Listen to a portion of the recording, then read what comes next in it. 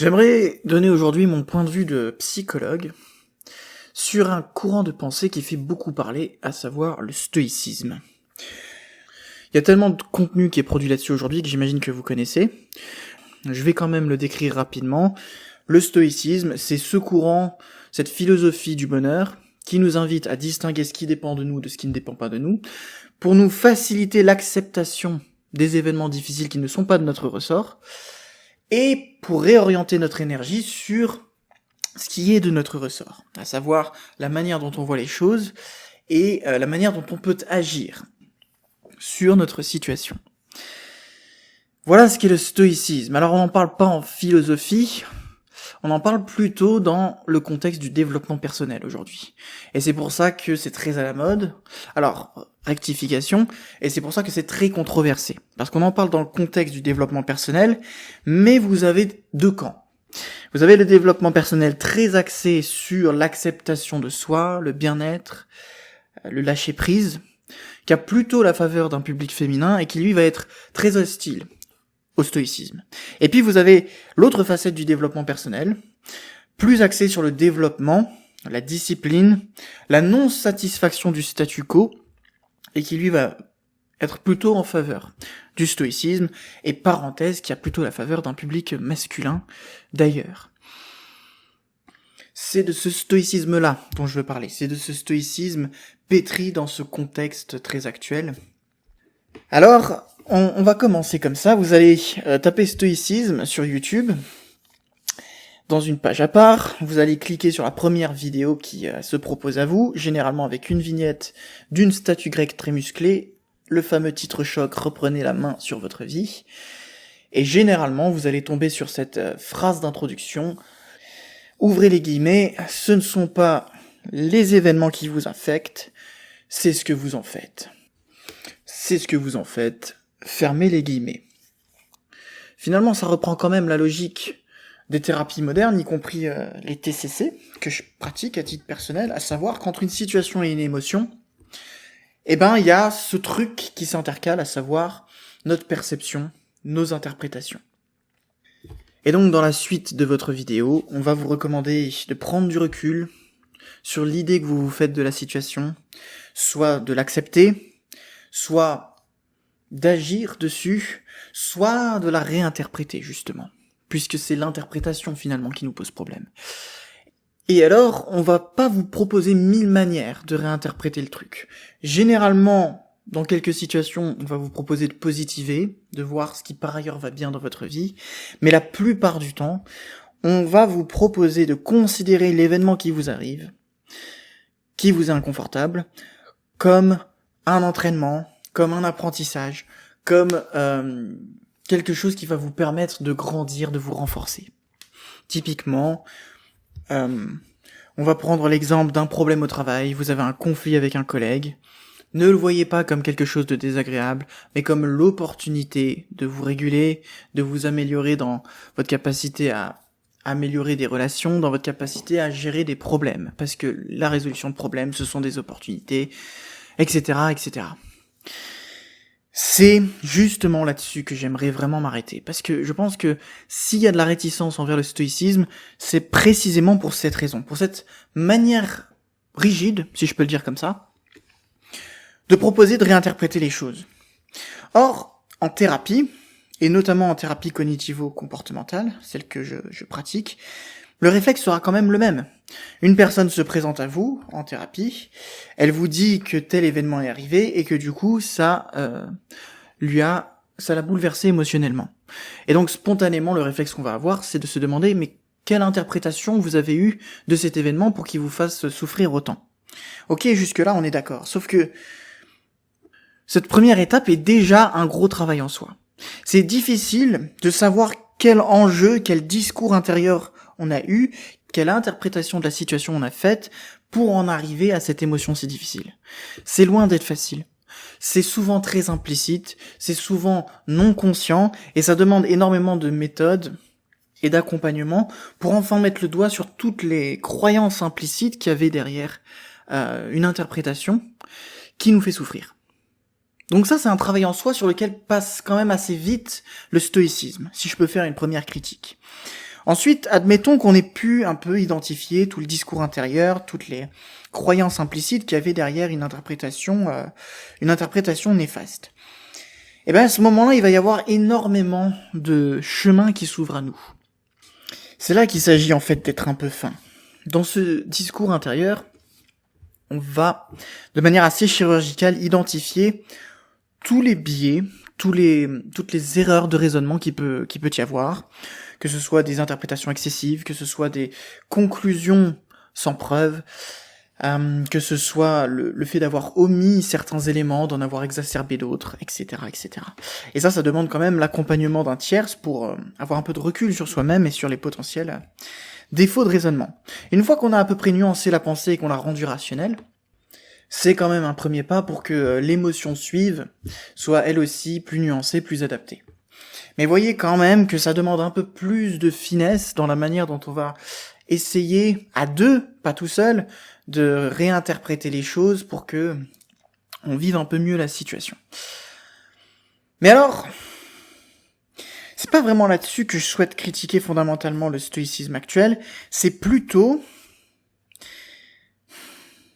sur le fait qu'il a ce postulat implicite que l'interprétation nouvelle qu'on va donner à la situation doit forcément aller dans le sens d'une croissance personnelle, parce qu'elle sera ainsi perçue comme plus fonctionnelle, plus adaptée à qui on est, plus positive. Sauf que c'est vraiment là une nuance qui est très importante. Avant d'avoir une nouvelle interprétation de la situation, c'est d'identifier c'est quoi vraiment les valeurs fondamentales de la personne. Et plus que les valeurs fondamentales, je vais utiliser une expression un peu sartrienne, le projet existentiel de la personne. Qu'est-ce qu'elle veut faire d'elle-même ? C'est vraiment ça la question qui va nous donner les clés pour que la nouvelle interprétation colle vraiment avec ce qui l'inspire, avec ce qui sera constructif pour elle. Si je devrais prendre un exemple, j'ai eu une patiente un jour qui était dépressive depuis toujours.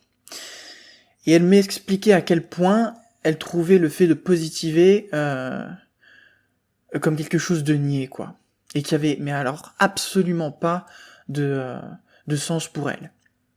Et évidemment, en creusant, ce que j'ai pu voir, c'est que son projet existentiel, autrement dit, ce qu'elle voulait fondamentalement faire d'elle-même au bout du compte, c'était de gagner en profondeur, de gagner en sagesse, de gagner en capacité à assimiler tout ce que le monde était.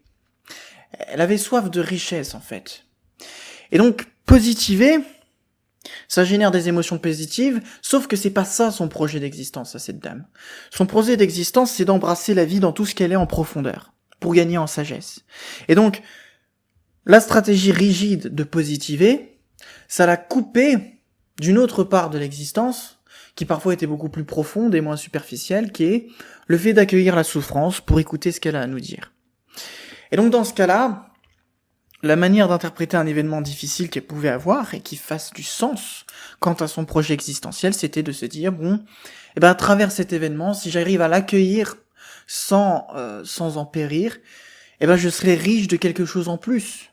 Je comprendrai davantage le monde, je gagnerai en sagesse. Et quand bien même c'est pas suffisant pour aller mieux, c'est une interprétation qui est déjà plus en phase avec elle-même et qui lui permet de supporter mieux sa souffrance. C'est justement là que le stoïcisme passe un peu à côté du sujet et manque de finesse, parce que il va de facto proposer une interprétation qui va dans le sens du développement personnel, là où le but d'une réinterprétation d'un événement, c'est avant tout de mettre l'événement qui nous arrive en phase avec notre projet existentiel. Bon, cette idée est importante, mais un peu floue en l'état. Donc je vais essayer de prendre un exemple. Admettons que vous vous fassiez quitter par votre conjoint ou votre conjointe. Alors là, l'interprétation constructive qu'il faudra faire de cet événement dépendra de votre projet existentiel, c'est-à-dire de ce que fondamentalement et plus ou moins depuis toujours vous voulez faire de vous-même. Si mon but est d'avoir une intensité de vie maximum, de vivre pleinement, alors je considérais que cet événement m'a donné la possibilité de voir une facette en plus de la vie une émotion supplémentaire, très intense, bien que désagréable, qui s'ajoute à toute la palette émotionnelle que j'aurais pu vivre dans ma vie. Mais par ailleurs, si mon projet d'existence c'est d'être quelqu'un qui est là pour l'autre, qui considère vraiment l'autre, eh bien alors je vais me saisir de cet événement comme le fait de pouvoir vivre et comprendre ce que ça fait d'être quitté, ce que ça fait de vivre cette émotion si difficile, pour rejoindre vraiment en profondeur tous mes amis, toutes mes connaissances, tous mes proches à qui ça pourra arriver à l'avenir. Pour les aider, pour ne serait-ce que considérer vraiment dans la totalité l'émotion qu'ils peuvent vivre. C'est ça vraiment, mettre en phase tout événement avec son projet existentiel. Vous voyez un peu l'idée. Je pourrais multiplier les exemples, mais c'est vraiment ça la nuance qu'il faut apporter.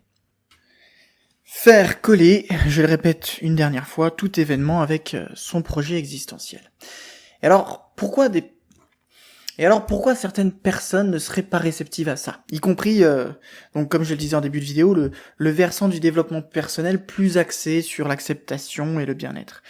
Et ben tout simplement parce que toutes les réinterprétations que propose le stoïcisme contemporain sur les événements négatifs, ça ne colle pas avec ce que peut être leur projet existentiel. Et le projet existentiel de quelqu'un qui est très axé bien-être, paix intérieure, qu'est-ce que c'est ? Ben c'est justement ça, c'est l'ataraxie, faire de soi-même un être pétri de calme, de sérénité, d'hédonisme. Et ce qui colle bien avec ce projet existentiel-là, typiquement, ce sera beaucoup plus de positiver, de considérer que ce qui nous arrive dans la vie n'est pas tellement de notre ressort, parce que ça va nous permettre de mettre de côté toute culpabilité, tout fardeau lié à la responsabilité personnelle. Et donc en fait, leur stratégie n'est pas si différente, c'est seulement que leur manière d'interpréter un événement, qui est en fait très en phase avec la logique stoïque, sera différente. Et encore une fois, plus en phase avec ce qu'elles veulent faire d'elles-mêmes. Je pense que la distinction fondamentale tient là-dedans. Une autre raison quand même, qui pourrait expliquer la raison pour laquelle certains sont hostiles au stoïcisme, que je crois observer parfois en thérapie, dont certains collègues thérapeutes font l'expérience aussi, c'est ce qu'on appelle les patients résistants. Les patients avec qui on travaille depuis longtemps un traumatisme qui ont pu les faire souffrir, comme du harcèlement à l'école, etc. Et qui, toutes les interprétations qu'on va essayer de construire ne vont pas fonctionner. Ils vont revenir à chaque séance en disant « Écoutez, ce qu'on a essayé de faire, ça m'a pas aidé, je souffre toujours autant de mon trauma, ça ne va pas, ça ne va pas. » À ce moment-là, il y a plusieurs hypothèses qui peuvent expliquer ça, mais l'une d'entre elles, peut-être le fait de se dire que peut-être que cette manière de pas dépasser son trauma, ou du moins d'en avoir une interprétation qui continue de le faire souffrir, c'est peut-être parce que ça colle avec son projet d'existence. Peut-être qu'il veut faire de lui-même un martyr, d'une certaine manière. Il y aurait 1000 intérêts à se dire qu'on est le stigma de l'injustice du monde. À commencer par le fait que si j'ai souffert injustement du monde, alors le monde est en dette de quelque chose envers moi, ce qui d'une certaine manière augmente ma légitimité d'existence. Bon, c'est tout un ensemble de choses qui sont assez profondes, qu'il faut quand même investiguer.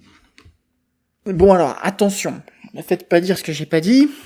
Je dis pas que ce sont des grosses victimes qui se complaisent dans leur mal-être, etc., etc. Hein. Avant de faire cette hypothèse, il faut quand même, avoir en exploré d'autres et être sûr du diagnostic qu'on pose. Mais alors, si c'est pas ça, qu'est-ce que ça peut être d'autre ? Et c'est là que ça va nous amener à la deuxième critique du stoïcisme. La grande logique du stoïcisme et qu'on utilise depuis le début, qui est en fait en phase avec la logique du courant cognitiviste de la psychologie, c'est de considérer qu'entre tout événement et une émotion, il y a une perception, une pensée, une interprétation, en gros une cognition qui s'intercale. Cognition consciente sur laquelle on a la main, on a le pouvoir. Or, malheureusement, cette logique, elle ne vaut pas en toutes circonstances. Et pour le comprendre, il faut revenir à ce que c'est qu'une émotion. Une émotion, c'est pas un fait, c'est pas purement un fait de la conscience. Une émotion, c'est avant tout un fait biologique. Les animaux vivent des émotions, et dans une certaine mesure, tout organisme vivant est doué d'émotions. De ce qui s'en rapproche, en tout cas. Parce qu'une émotion, d'un point de vue Neurobiologique, ça peut se définir comme la réaction d'un organisme face à un stimulus qu'il aura traité comme pertinent. Réaction qui sera composée d'une activation physiologique, d'une certaine expression motrice, comportementale, d'une incitation, d'une préparation à un certain type d'action, et d'une certaine évaluation de l'organisme. Toutes ces composantes qui sont cohérentes entre elles en nature et en intensité.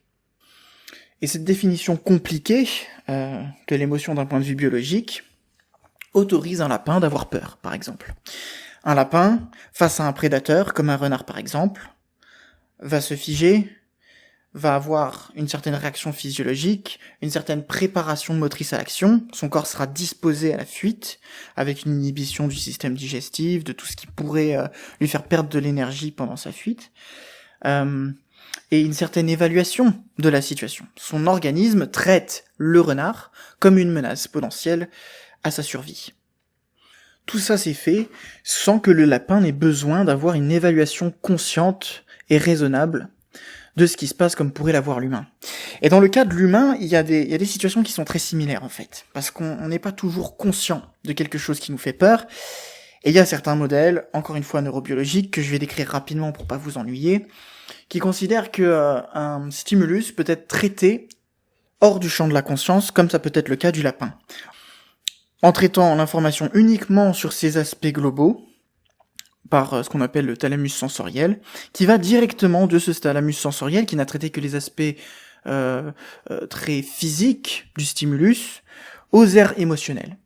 Ça veut dire que, sans donner de signification à ce que j'ai vu, je vais pouvoir éprouver une émotion. Et dans un ouvrage de Damasio, il cite une étude dans laquelle on met des aveugles face à une image de serpent, et on observe une augmentation de leur sudation. Autrement dit, le signe physiologique que quelque chose génère de l'anxiété, ou en tout cas les active. L'aveugle a l'impression d'avoir rien vu, mais pourtant, des parties des nerfs résiduels de sa vision ont traité les caractéristiques physiques grossières du serpent, ce qui a suffi à générer une émotion. Donc vous voyez à quel point l'organisme émet des évaluations automatiques indépendamment du champ de la conscience. Et ça fait réfléchir. Ça fait réfléchir parce que ça remet en question le postulat de base sur lequel on s'appuie depuis le début. Et à titre personnel, moi, le stoïcisme, j'ai découvert ça quand j'avais la quinzaine, que j'allais pas forcément bien tout le temps, et je suis tombé sur cette citation qui m'a semblé miraculeuse sur le moment, qu'il me soit donné la force d'agir sur ce qui dépend de moi, le courage d'accepter ce qui ne dépend pas de moi, et la sagesse de discerner l'un et l'autre.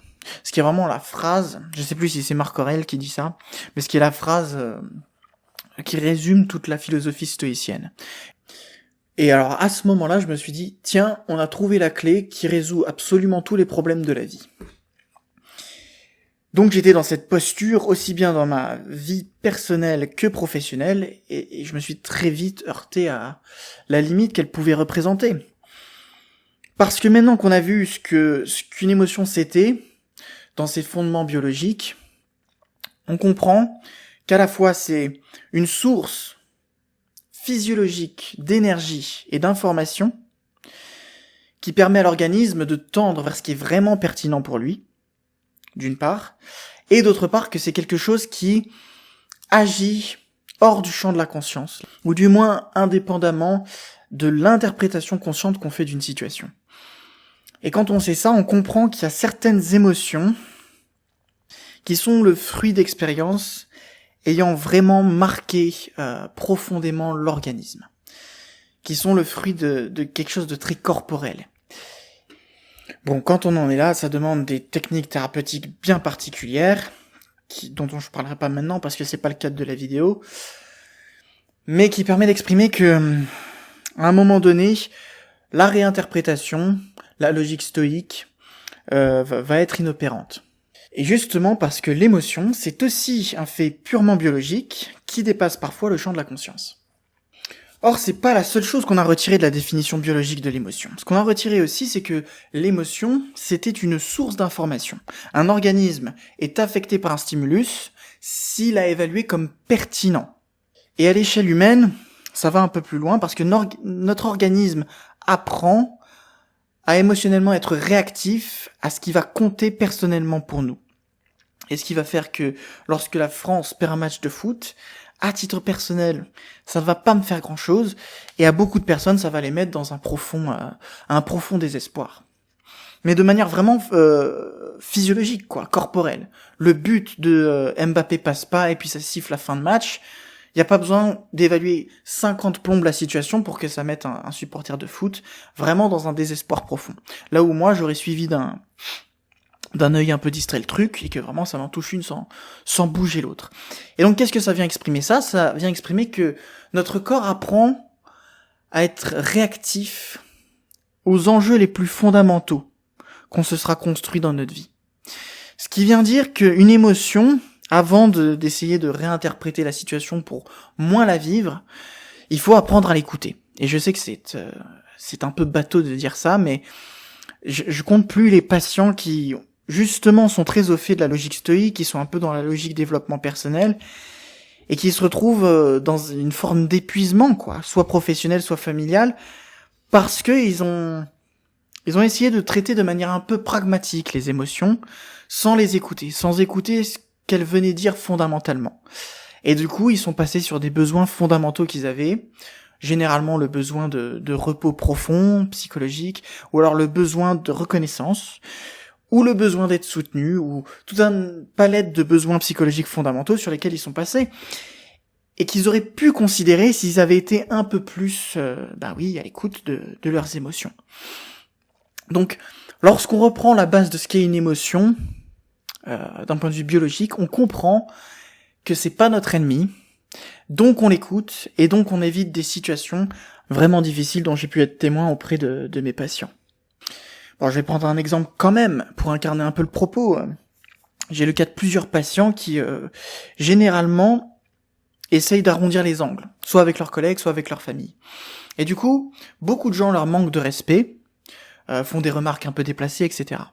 Et en bon stoïque, eux, ce qu'ils vont faire, c'est essayer de réinterpréter la situation. Ils sont irrités par la réflexion qu'on leur fait, mais ils se disent non, mais c'est ton ego qui parle, et peut-être que il voulait pas dire les choses comme ça, et de toute façon ça servira à rien d'envenimer la situation en répondant, et donc ils rongent leurs freins, ils s'écrasent face à la critique d'autrui, et ils essayent d'aller de l'avant. Et ensuite ils viennent au cabinet et disent écoutez, je sais pas trop ce qui va pas. Et alors l'émotion sur laquelle ils se sont assis va systématiquement ressurgir de 3 manières différentes. Alors ça va différer d'une personne à l'autre, mais on a souvent ces 3 manifestations-là, qui sont soit les troubles de sommeil, généralement c'est qu'ils se réveillent très tôt, à 4 heures du matin, avec des idées plein la tête, soit l'irritabilité, c'est-à-dire qu'ils vont ruminer souvent au quotidien, être pas bien, et péter les plombs sur des choses qui leur correspondent pas, quoi. C'est généralement des patients très calmes, et puis ils pètent les plombs sur leur enfant parce qu'il a mal rangé ses chaussures ou quoi que ce soit. Et troisièmement, des douleurs somatiques. Soit c'est qu'ils font du bruxisme, c'est-à-dire qu'ils serrent les dents pendant la nuit, soit ils ont des problèmes articulaires, soit ils se rendent compte qu'il y a des troubles hormonaux. Il y a plein de manières différentes d'exprimer une émotion physiquement parce qu'elle aura été supprimée, qu'elle aurait été supprimée au moment où elle a été vécue. Mais alors ça, c'est vraiment, si vous avez ces signes-là, essayez de vous poser la question. Parce que systématiquement, quand un patient vit une de ces 3 manifestations, on retombe assez souvent là-dessus. À savoir le fait que ils ont essayé de passer sur une émotion dans un moment où il aurait s'agi en fait de l'écouter. Quand la critique leur a été formulée, et qu'ils l'ont mal vécu, c'est pas parce qu'ils ont de l'ego forcément, c'est peut-être parce que, souvent dans leur vie, il y a ce manque de respect, ce manque de considération, qui va générer un manque au niveau d'un besoin psychologique fondamental, à savoir être considéré comme une personne humaine, à savoir être respecté. Et que si on est à l'écoute de cette émotion, et qu'on ne la chasse pas d'un revers de main, ou d'une manière de l'interpréter différemment, alors on l'accueille, alors on essaye de comprendre ce qu'elle vient dire, et on met des changements différés dans le temps, qui seront beaucoup plus pertinents. Bon, pour revenir un peu sur tout ce qu'on s'est dit, le stoïcisme, pourquoi pas. Or, l'idée de changer ses perceptions, modifier ses perceptions d'un événement, pourrait être un peu approfondie, dans un premier temps. Ensuite, on a vu que l'émotion n'était pas que liée à la perception consciente qu'on a d'une situation. Et enfin, on a vu qu'une émotion n'était pas que négative, n'était pas que à fuir et parfois pouvait détenir des informations précieuses si on acceptait de se la prendre de plein fouet, entre guillemets. Si je fallait que je termine sur quelque chose, ce serait sur peut-être une perception plus nietzschéenne, on pourrait dire, de l'émotion. C'est-à-dire que la philosophie stoïcienne va nous proposer d'interpréter toute situation de sorte à ne pas être affecté d'une mauvaise manière. Bon, qu'est-ce qu'on entend par mauvaise manière ? De ne pas être affecté par des émotions négatives, de n'être affecté que par des émotions qui nous portent, qui nous donnent de la vie, qui nous mettent dans le bien-être. Ça supposerait dans ce cas-là de se couper de toute une partie de l'expérience humaine, disons. Et alors, ce que Nietzsche va apporter beaucoup plus tard dans l'histoire de la philosophie, c'est ce que les Nietzschéens appellent le grand oui. C'est-à-dire tout prendre du monde. Ce qu'il a de bon, ce qu'il a de mauvais, ce qu'il a de beau, ce qu'il a de laid, ce qu'il a de positif, ce qu'il a de négatif, et d'absolument ne rien me dire. C'est l'idée un peu vitaliste de Nietzsche, c'est-à-dire d'être capable d'assimiler tout ce que la vie peut nous donner sans se laisser détruire de l'intérieur. Et c'est une manière d'aborder les émotions qui est peut-être plus sage, peut-être plus profonde encore. Parce que entre une vie qui n'est faite que d'émotions positives et une vie qui n'est faite que de souffrance, évidemment, on prendrait, et moi-même je serais d'accord pour qu'on prenne que la vie qui n'est faite que d'émotions positives. En revanche, entre choisir une vie qui n'est faite que d'émotions positives et une vie qui est faite de tout, alors là, la question se pose davantage, et ce serait peut-être une réponse plus profonde que de dire que il vaut mieux vivre une vie dans laquelle on accède à absolument toute la palette des émotions, qu'elles soient positives, négatives, frustrantes ou pas. Et donc, par exemple, on sait que les stoïciens ne préconisent pas l'espoir, comme on l'a vu, parce que l'espoir, c'est remettre son bonheur entre les mains du destin, qui par définition ne dépend pas de nous, est hors de contrôle. Sauf que quand j'espère, qu'est-ce qui se passe ? Je suis d'abord porté par un projet qui m'inspire, et ensuite je suis frustré qu'il n'advienne pas, et peut-être que je tombe dans la désillusion d'avoir rêvé trop grand par rapport à ce que j'étais capable de faire, ou alors ça se réalise et c'est la félicité. Il y a plein de choses qui se passent, ou alors je suis dans l'attente anxieuse, ou je suis dans l'attente frustrée, ou je suis dans l'attente un petit peu enthousiaste. Il y a énormément de choses que suscite l'espoir, du positif comme du négatif, mais qui en tout cas est très varié, très riche et très intense. Et donc si on écoute à la lettre un stoïcien, il nous invite à nous couper de toute cette partie, de ce que propose la vie, qui est très variée, qui est très intense, et qui en un sens est donc plus riche. Voilà en gros pour cette dernière idée nietzschéenne du stoïcisme, qui en pourrait lui reprocher de ne pas avoir le courage de se prendre la vie, le monde, de plein fouet dans la gueule, quoi.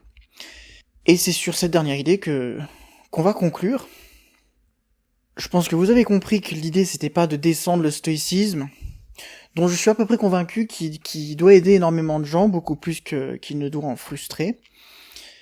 Mais c'était un thème qui a quand même le vent en poupe en ce moment, qui me permettait de questionner, en fin de compte, les différents rapports qu'on pouvait avoir à l'émotion, ce qui est une source de réflexion assez intéressante.